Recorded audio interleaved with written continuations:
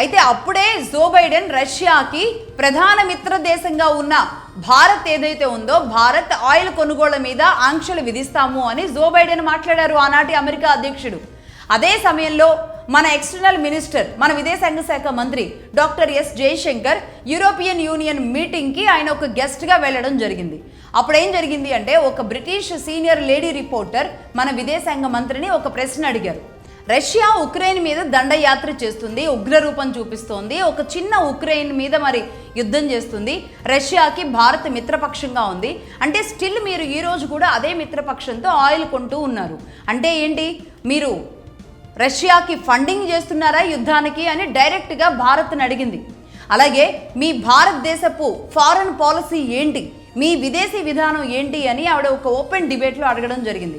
అప్పుడు జయశంకర్ గారు ఇచ్చిన సమాధానం ఏంటో తెలుసా? ఒకసారి చూద్దాం. Are you funding this war? Tell me, buying Russian gas is not funding the war?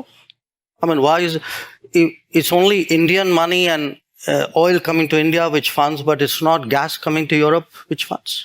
I mean, I don't know, somewhere, I mean, let's be a little even-handed out here. Countries in Europe and the West and the United States are so concerned. Why don't they allow Iranian oil to come into the market? Why don't they allow Venezuelan oil to come into the market? I mean, they've squeezed every other source of oil we have and then say, okay, guys, you must not go into the market and get the best deal for your people.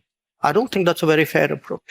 You know, somewhere Europe has to grow out of the mindset that Europe's problems are the world's problems, but the world's problems are not Europe's problems.